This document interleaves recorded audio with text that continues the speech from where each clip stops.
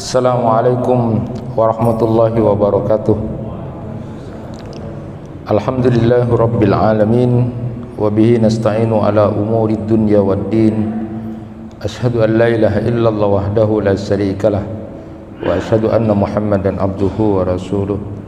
Allahumma salli wa sallim ala nabiyyina Muhammad wa ala alihi wa ashabihi ajma'in. Rabbi shrah li sadri wa yassir li amri wahlul 'uqdatam min lisani yafqahu qawli, amma ba'du. Jemaah kuliah subuh yang dirahmati Allah, pada kesempatan yang berbahagia ini saya ingin menyampaikan nasihat dari Hatim Al-Asam yang diambil dari kitabnya Imam Al-Ghazali, Ayyuhal Walad. Jadi Hatim Al-Asam ini adalah salah seorang murid dari Syakik Al-Balkhi. Suatu hari Syakik ini bertanya kepada Hatim Al-Asam yang merupakan muridnya. Dia mengatakan, sudah 30 tahun engkau menemani aku, kira-kira apa yang sudah kamu dapat dari aku? Lalu Hatim ini menyampaikan 8 hal yang itu merupakan ilmu yang sudah dia dapat dari gurunya itu Syakik Al-Balkhi, dan ketika bersama dengan masyarakat atau berinteraksi dengan orang-orang. Nah, ini yang akan kita sampaikan sebagai sebuah muhasabah awal untuk nanti kita ngaji kitab Ayyuhal Walad itu. Faqala Syakik mahia, qala Hatim, al-faidatul ula anni nadatu ilal khalqi fara'aitu likulli minhum mahbuban wa ma'suqan yuhibbuhu wa ya'saqahu wa ba'du dhalikal mahbub yusahibuhu ila maradil maut wa ba'duhu yusahibuhu ila safiril qabri summa yarji'u kulluhu wa yatrukuhu faridan wahida wa la yadkhulu ma'ahu fi qabrihi minhum ahadun. Fatafakkartu wa qultu afdalu mahbubil mar'i ma yadkhulu ma'ahu fi qabrihi wa yu'nisuhu fihi fama wajadtuhu ghairal a'malis salihah fa akhadtuha mahbubatan li litakuna li sirajan fi qabri wa tu'annisi fi wa la tatrukani farida. Jadi Syakik ini bertanya, apa yang kamu sebutkan tadi sudah bersama aku itu, yang kamu dapati itu? Lalu Hatim Al-Asam, aku mendapati 8 faidah ilmu saja. Dan lalu ketika ditanya oleh Syakik apaan itu yang 8 itu, lalu Hatim menjawab, yang pertama, aku memperhatikan manusia. Ternyata aku melihat masing-masing dari mereka itu memiliki kekasih yang dirindukan. Mereka mencintai dan merindukannya. Sebagian kekasih itu menemaninya saat sakit yang membawa pada kematiannya, dan sebagian lagi menemaninya sampai ke pinggir kuburan. Kemudian semua kekasih itu pulang dan meninggalkannya seorang diri, dan tidak ada seorang pun yang ikut masuk menemaninya di dalam kuburnya. Aku berpikir bahwa sebaik-baik kekasih seseorang adalah apa yang bisa ikut masuk bersamanya di dalam kubur dan ikut menemaninya di dalamnya. Aku tidak mendapatkan kekasih yang seperti itu kecuali amal-amal soleh. Maka aku menjadikan amal-amal soleh itu sebagai kekasihku, agar dia menjadi penerang bagiku di dalam kuburku, menemaniku di dalamnya, dan tidak meninggalkanku sendirian. Itu yang disampaikan oleh Syakik yang pertama, yang disampaikan Hatim Al-Asam, bahwa dia sadar semua orang punya kekasih, semua orang mencintai sesuatu sampai kemudian ditemani kemana-mana. Tetapi dari sekian banyak itu, ternyata mereka akan pergi juga. Maka lalu aku berpikir bahwa yang harus dijadikan kekasih utama adalah apa-apa yang bisa menemaniku sampai aku di alam kubur. Dan aku tidak mendapati kekasih semacam itu kecuali amal-amal soleh. Jadi dengan kalimat afdalu mahbubil mar'i ma yadkhulu ma'ahu fi qabrihi. Nah, lalu kemudian Hatim Al-Asam ini berkesimpulan bahwa saya harus banyak bersama dengan kekasih, yaitu amal-amal soleh itu. Sebagaimana kita maklumi bersama bahwa suatu saat kita akan meninggal dunia, ya, likulli ummatin ajal, idza jaa ajalun fala yastakhiruna sa'atan wa la yastaqdimun. Jadi itu dalam Quran surat Yunus ayat 49. Dan untuk mengambil nyawa manusia itu secara berjamaah, Allah Subhanahu wa taala menciptakan perang, ada wabah, lalu kemudian ada bencana. Jadi itu di dalam hadis Nabi itu disebutkan la tafna ummati illa bit-ta'ani wat-ta'un. Jadi yang bisa membuat manusia itu mati secara berjamaah atau banyak itu ada perang, ada wabah, ada bencana. Jadi ketika ada musibah, ada gempa, longsor, ada tsunami, tenggelam kapal, itu bersama-sama banyak. Ada wabah juga begitu. Lalu kemudian pada saat ada perang, jelas itu ada kematian yang banyak sekali. Itu model satu contoh bahwa kita juga pada titik tertentu akan berakhir secara individu maupun juga mati secara berjamaah. Tetapi diyakini dan harus kita pahami bersama bahwa ternyata yang bisa menemani kita itu adalah amal soleh kita. Sehingga sama seperti pemikiran dari Hatim Al-Asam ini, bahwa tidak ada kekasih yang begitu sangat setia untuk menemani kita kecuali amal-amal soleh. Maka tidak ada jalan lain kecuali kita istiqomah di dalam melakukan amal-amal soleh yang kita lakukan. Jamaah yang dirahmati Allah, tentu kita juga ingat bagaimana Rasulullah SAW mengingatkan kita untuk aksiru dzikra hadimil ladzat.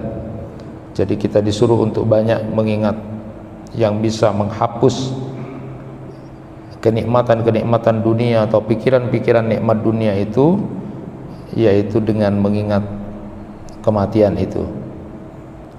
Bahkan para ulama menyebutkan mengingat kematian itu terutama bagi mereka yang punya profesi sebagai penegak hukum, sebagai politisi atau yang ada pada jabatan birokrasi tertentu, dan juga pedagang. Semua memang disuruh untuk banyak ingat mati, tetapi yang banyak ditekankan itu adalah terutama yang punya profesi-profesi seperti penegak hukum, hakim, polisi, jaksa, yang bagian penegak hukum, politisi, anggota DPR, birokrat, dan juga pedagang. Ini harus jauh lebih banyak untuk mengingat kematian. Kenapa? Karena memang jiwa manusia itu kadang-kadang menjadi lupa. Ada beberapa kisah yang kemudian disampaikan, misalnya tentang seorang hakim yang kemudian bisa berubah hatinya dan itu akan membuat dia ke neraka. Kisah hakim di Sudan pada saat dia melihat ada dua pasangan suami istri yang mau bercerai, dan ternyata perempuan yang mau bercerai ini cantik. Lalu hakim ini sempat berpikir, nanti kalau sudah cerai maka perempuan ini akan saya kawini. Dia kemudian cara berpikirnya sudah tidak adil, dia sudah tidak netral lagi sebagai seorang hakim. Lalu kemudian saat besoknya dia ingat bahwa nanti ada orang-orang yang kemudian masuk neraka dari 3 hakim itu, 1 hakim saja yang selamat, 2 hakim yang kemudian tidak selamat. Dia ingat itu, lalu kemudian dia ketika pulang beribadah dengan istrinya, dan besok harinya ternyata perempuan yang mau bercerai yang dianggap dia cantik ternyata biasa saja. Maka oleh karena itu hati-hati, yang punya profesi-profesi seperti ini jauh harus lebih ingat, karena banyak sekali godaan, kemungkinan yang kemudian membuat lupa, sehingga kemudian dia tidak ingat lagi bagaimana hukuman yang akan diberikan akibat perbuatannya. Oleh karena itu, berpikir bahwa ternyata yang paling setia menjadi kekasih kita itu sesungguhnya adalah amal-amal saleh yang kita lakukan. Kemudian yang kedua, al-faidatus tsaniyah, anni ra'aitul khalqa yaqtaduna ahwa'ahum wa yubadiruna ila muradati anfusihim, fata'ammaltu qawluhu ta'ala wa amma man khafa maqama rabbi wa nahan nafsa 'anil hawa fa innal jannata hiyal ma'wa wa taqayantu annal qur'ana haqqun shadiqun fabadartu ila khilafi nafsi wa tasammartu bimujahadatiha wa ma matta'tuha bihawaha hatta irtadat bi ta'atillahi ta'ala wa anqadat. Yang kedua, kata Hatim Al-Asam ini, aku memperhatikan manusia mengikuti hawa nafsunya dan bersegera menuruti keinginan mereka.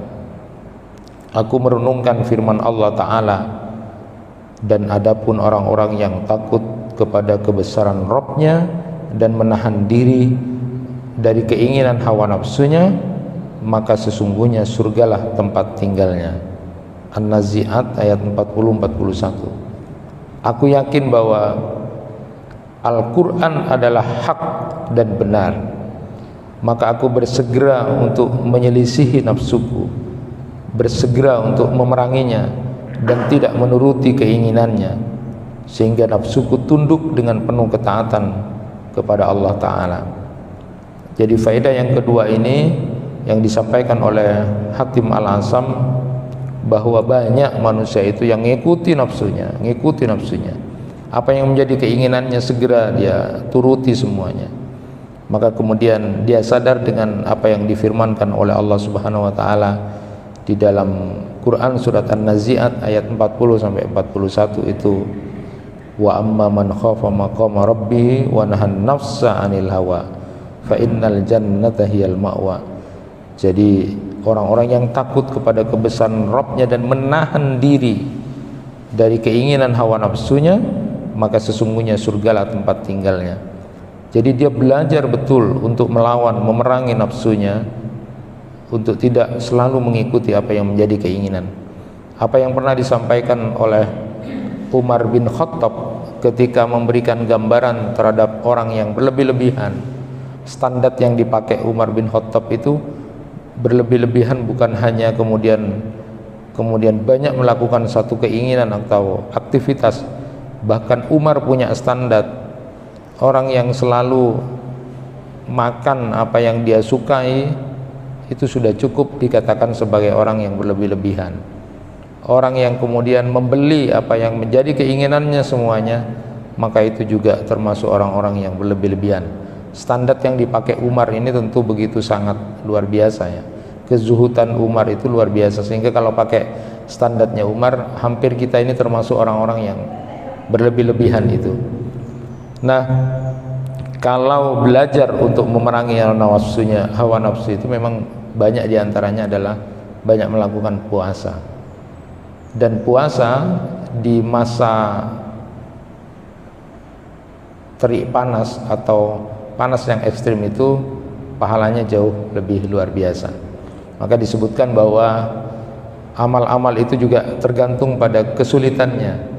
Saat kemudian di musim panas misalnya, atau pada saat kondisi panas, maka orang yang berpuasa di waktu panas itu termasuk amalan yang begitu sangat utama, karena memang berbeda dengan masa musim dingin nanti. Saat musim dingin, ketika berpuasa orang menjadi tenang, karena identik orang puasa itu adalah dengan kehausan. Maka ketika dingin, maka dia mudah untuk beristirahat dan tidak merasakan sesuatu yang luar biasa dalam tubuhnya.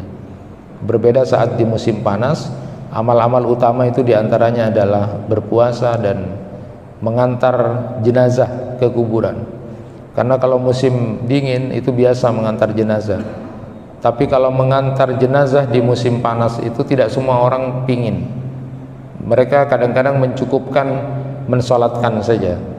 Padahal apa yang terjadi pada Ibnu Umar radhiyallahu anhuma itu, saat kembali memahami bahwa orang yang mengantar jenazah sampai ke kuburan sebelumnya mensolati itu dia akan mendapatkan 2 qirat emas ya. Jadi seperti 2 gunung emas ya. 2 gunung emas itu. Maka dia tidak kemudian sia-siakan. Tapi godaannya ketika musim panas, orang malas untuk sampai mengantar ke kuburan sebagian itu ya, berbeda dengan musim dingin. Maka tentu ini juga merupakan bagian-bagian, kalau kembali kepada yang pertama tadi, bahwa kekasih yang utama dan yang penting untuk kita terus bersamanya adalah amal-amal saleh itu. Dan yang kedua adalah melatih bagaimana kita menyelisihi atau melawan hawa nafsunya. Tetapi tentu meninggalkan sesuatu itu yang bukan karena Allah tidak akan punya nilai, tidak akan punya pahala. Tetapi kalau meninggalkan sesuatu karena Allah, maka nanti akan dapat pahala dan akan mendapatkan ganti. Jadi sering dicontohkan, misalnya ada orang mau mencuri. Ketika mau mencuri itu, mau korup, dia takut, ya Allah, aku takut sama Allah. Maka meninggalkan at-tarku anil maksiyah ini dapat pahala. Tapi kalau meninggalkan mencuri itu bukan karena Allah, contohnya misalnya mau mencuri terus ada orang, ada yang tahu terus, tak nyaman kok, tak nyaman. Jadi dia meninggalkan mencuri bukan karena Allah. Tentu tidak akan punya pahala dan nilainya berbeda dengan yang meninggalkan karena Allah. Jadi at-tarku itu juga punya nilai. At-tarku anil ma'siyah itu adalah mempunyai nilai dan kemudian akan diganti oleh Allah Subhanahu wa taala. Yang terpenting nasihat yang kedua ini adalah belajarlah terus untuk memerangi nafsunya, tidak terlalu mengikuti, kemudian tidak selalu memberikan, memperturutkan dan mempersegerakan apa yang menjadi keinginan nafsu manusia. Karena apa? Karena memang disebutkan di dalam ayat Al-Quran tadi bahwa orang yang takut kepada kebesaran Allah dan bisa menahan diri dari keinginan hawa nafsunya, maka dia akan diganti dengan surga yang merupakan tempat tinggal yang begitu sangat luar biasa indahnya.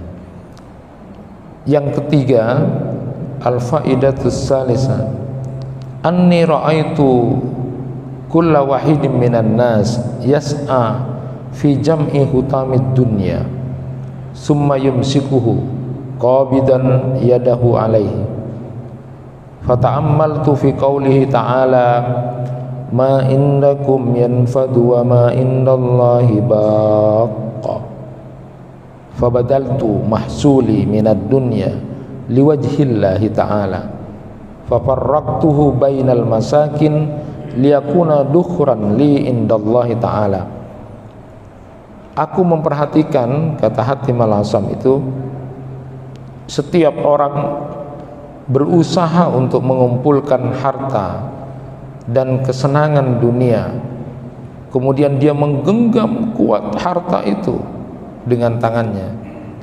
Maka lalu aku renungkan firman Allah Ta'ala, ma indakum yanfadu wa ma indallahi baqqa. Apa yang ada di sisimu itu akan lenyap, dan apa yang ada di sisi Allah adalah kekal. Surat An-Nahl ayat 96. Lalu kemudian dia mengatakan, fabadaltu mahsuli minad dunya liwajhillahi ta'ala fa farraqtuhu bainal masakin liyakuna dukhran li indallahi ta'ala. Kemudian aku dermakan harta yang telah aku peroleh untuk mencari keridhaan Allah Ta'ala, lalu aku bagikan kepada orang-orang miskin agar menjadi perbendaharaanku di sisi Allah Ta'ala. Ini mengingatkan kepada kita tentang sabda Nabi SAW bahwa harta yang kita dapati atau yang ada pada kita ini adalah harta yang akan habis kita makan, lalu kemudian usang dengan yang kita pakai, dan perbendaharaan yang betul-betul akan menjadi harta kita adalah apa-apa yang kita berikan yang ada di orang lain fisabilillah atau yang ada pada jalan-jalan Allah. Maka tentu kemudian kesadaran bahwa harta yang kita miliki itu semata-mata merupakan harta titipan dari Allah Subhanahu wa Ta'ala dan akan lenyap, maka jangan disia-siakan kemudian dengan jalan hanya memperturutkan kepada kepentingan-kepentingan dunia, tetapi perturutkan untuk menjadi perbendaharaan kita di sisi Allah Subhanahu wa Ta'ala. Al-faidatur rabi'ah, kemudian yang keempat yang disampaikan oleh Hatim Al-Asam itu, ketika ditanya oleh gurunya Syakik Al-Balkhi, apa yang sudah kamu dapat selama 30 tahun bersamaku itu, dia kemudian yang keempat menyatakan, anni ra'aitu ba'dal khalqi yadunnu anna sarafahu wa izzu fi kasratil aqwam wal asyair fa'tazza bihim wa zama akharuna annahu fi sarwatil amwal wa kasratil aulad faftakharu biha wa hasiba ba'duhum annal izza wasyarafa fi ghasbi amwalin nas wa dhulmihim wa safki dima'ihim wa'taqadat ta'ifatun annahu fi itlafil mal wa israfi wa tabdhirihi fata'ammaltu fi qawlihi ta'ala inna akramakum indallahi atqakum waqtartu at-taqwa wa'taqadtu annal qur'ana haqqun shadiqun wa dannahum wa usbanahum kullaha batilun zail. Aku memperhatikan sebagian orang mengira bahwa kemuliaan dan kehormatannya terletak pada banyaknya kerabatnya, terletak pada pengikutnya sehingga dia merasa mulia dengan mereka. Ada juga yang mengira bahwa kemuliaan dan kehormatannya ada dalam banyaknya keturunannya sehingga mereka merasa bangga dengannya. Sebagian lagi ada yang menyangka bahwa kemuliaan dan kehormatannya terwujud ketika dia merampas harta manusia, mendalimi mereka dan menumpahkan darah mereka. Sebagian lagi meyakini bahwa kemuliaan dan kehormatannya ketika dia bisa menghabiskan, memboroskan, menghambur-hamburkan harta bendanya, dia shopping-shopping, jalan-jalan. Lalu aku merenungkan firman Allah Ta'ala, inna akramakum indallahi atqakum, sesungguhnya orang yang paling mulia di antara kamu di sisi Allah adalah orang yang paling takwa di antara kamu. Maka aku memilih takwa dan aku meyakini bahwa Al-Quran itu hak dan benar, sedangkan prasangka dan perkiraan mereka semua itu batil dan sia-sia. Jadi ini yang kemudian menjadi buah muhasabah dari Hatim Al-Asam, bahwa sebenarnya kebanggaan-kebanggaan itu, dunia itu, baik karena hartanya, keturunannya, kerabatnya, banyaknya yang mengikuti dia, atau ketika dia kemudian merasa kemuliaan dan kehormatan ketika dia bisa shopping-shopping jalan-jalan, atau ketika dia punya kekuasaan, dia bisa memerintah orang, dia kemudian bisa mengambil harta orang, membagi-bagi dengan kekuasaannya, dia kira bahwa dengan itu dia akan menjadi mulia dan menjadi terhormat. Tidak. Aku merenungi firman Allah, sesungguhnya yang paling mulia di sisi Allah adalah orang-orang yang bertakwa. Kemuliaan, kehormatan tidak diukur dari orang-orang yang kemudian merasa berjalan dengan kehidupan seperti itu, tetapi ketakwaan. Dan aku memilih takwa itu, dan aku meyakini bahwa Al-Quran itu benar, dan prasangkaku dengan keyakinan-keyakinan kemuliaan model dunia itu adalah batil dan sia-sia. Al-faidatul khamisah, anni ra'aitun nas yadhummu ba'duhum ba'da wa yaktabu ba'duhum ba'da fawajadtu asla dhalika minal hasad fil mal wal jah wal ilm fata'ammaltu fi qawlihi ta'ala nahnu qasamna bainahum ma'ishatahum fil hayatid dunya fa'alimtu annal qismata kanat minallahi ta'ala fil azal fama hasadtu ahadan raditu bikismillahi ta'ala. Aku memperhatikan, kata Hatim, manusia saling mencela satu sama lain, saling menggibahi satu sama lain, maka aku dapati bahwa penyebabnya adalah sifat hasad, dengki terhadap harta, pangkat, dan ilmu. Lalu aku merenungkan firman Allah Ta'ala, kami telah menentukan antara mereka penghidupan mereka dalam kehidupan dunia. Aku mengerti bahwa pembagian semua itu berasal dari Allah Ta'ala sejak zaman azali. Maka aku tidak hasad, iri, dengki kepada seorang pun, dan aku ridho dengan pembagian Allah Ta'ala. Jadi yang kelima ini yang begitu luar biasa terjadi. Banyak di antara kita saling mencela, saling merendahkan, saling menggibahi, saling ngerasani satu sama lain. Maka aku dapati penyebabnya terutama ternyata karena dengki terhadap harta orang, terhadap pangkat orang, terhadap ilmu orang, karena dengki. Padahal Allah Subhanahu wa taala sudah berfirman, nahnu qasamna bainahum ma'ishatahum fil hayatid dunya. Kami telah menentukan antara mereka penghidupan mereka dalam kehidupan dunia. Allah sudah bagi-bagi itu. Semua pembagian itu adalah dari Allah Ta'ala. Maka sejak itu aku tidak akan lagi hasad, dengki kepada siapapun, dan aku ridho dengan pembagian Allah Ta'ala. Inilah kenapa kemudian Rasulullah SAW mengingatkan, iyyakum wal hasada, innal hasada ya'kulul hasanat kama ta'kulun narul hatab. Jauhi oleh kamu itu dengki, itu hasad itu, karena itu adalah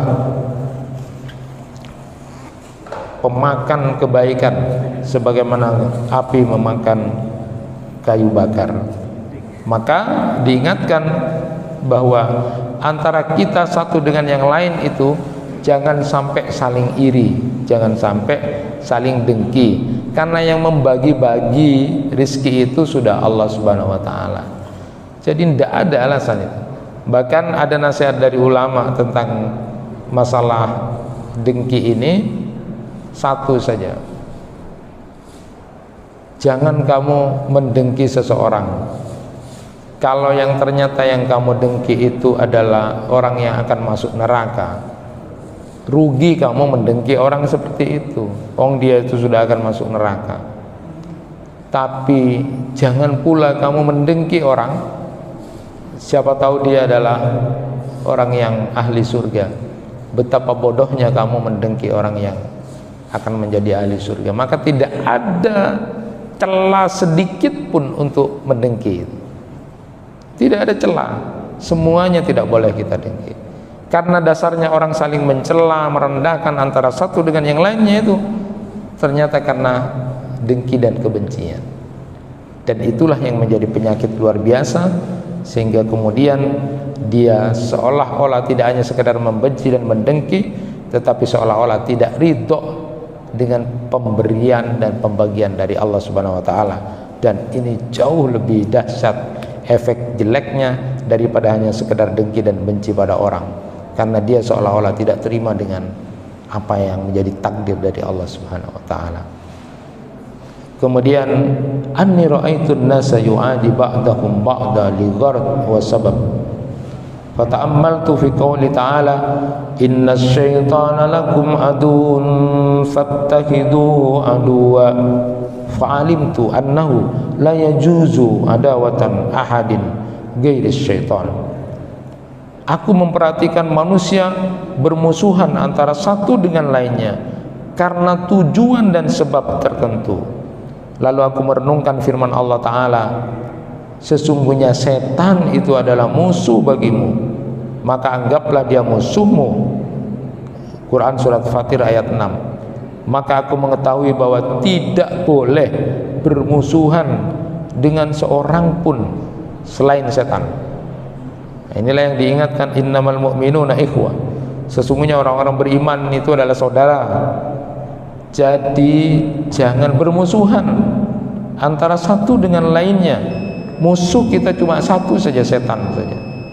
Ya, maka ada gium yang kemudian sering kita dengar, kita punya teman 1000 itu masih kurang, tapi punya musuh satu saja yang dianggap berlawanan dengan kita itu sudah terlalu cukup banyak.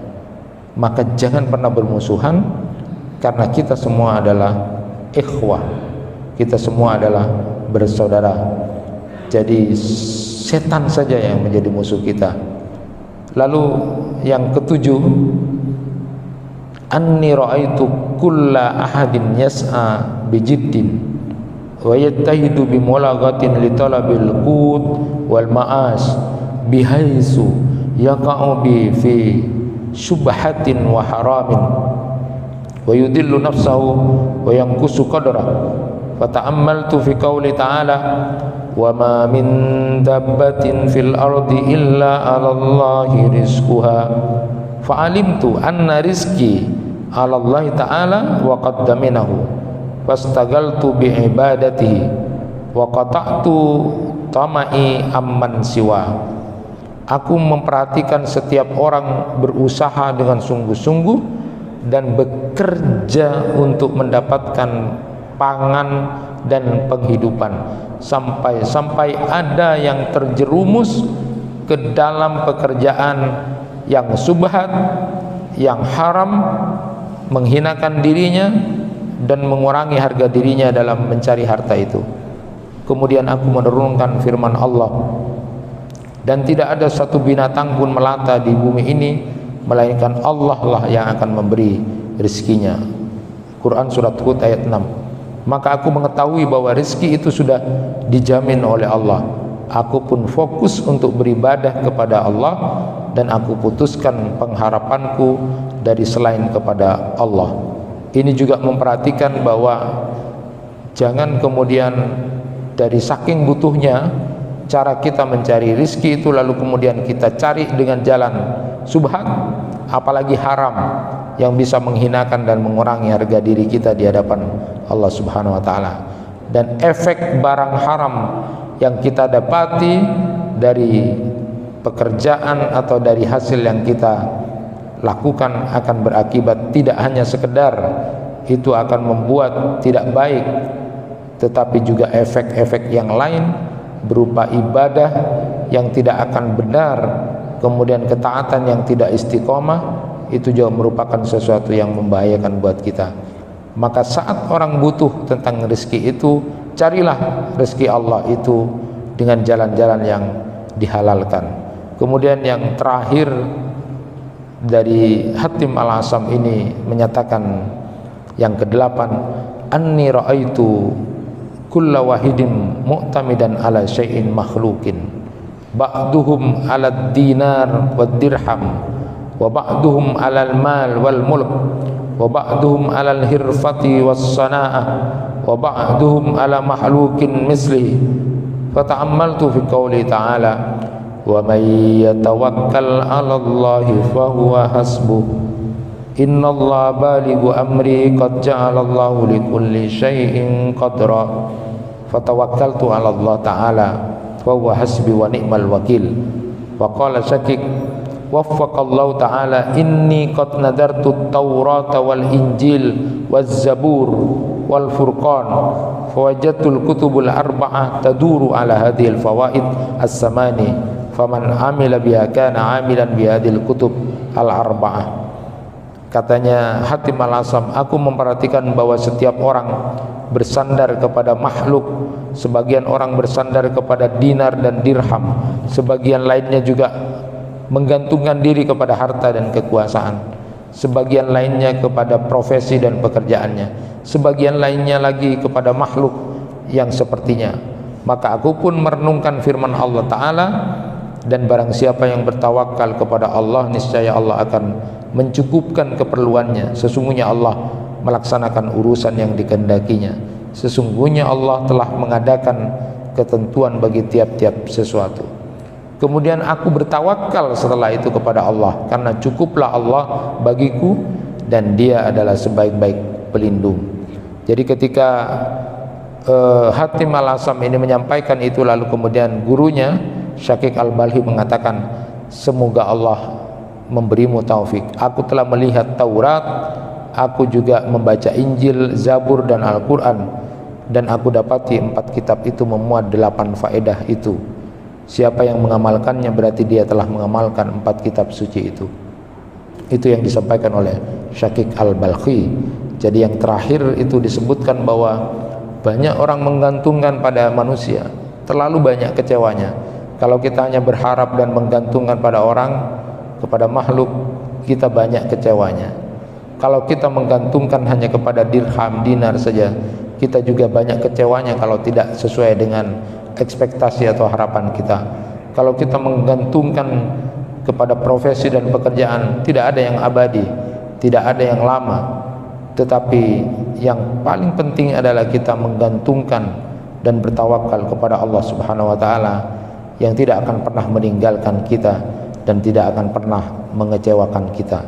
Semoga iman kita, hidayah yang kita terima selalu ada sampai kita mati nanti. Itu yang bisa disampaikan. Mudah-mudahan 8 nasihat dari Hatim Al-Asam ini setelah belajar dari gurunya Syakik Al-Balhi selama 30 tahun bisa menjadi muhasabah buat kita juga, jadikan pelajaran dalam kehidupan ini, sehingga kita termasuk hamba-hamba Allah yang selalu berada dalam keridhaan Allah Subhanahu wa Ta'ala. Itu yang bisa disampaikan, kurang dan lebihnya mohon maaf. Assalamualaikum warahmatullahi wabarakatuh.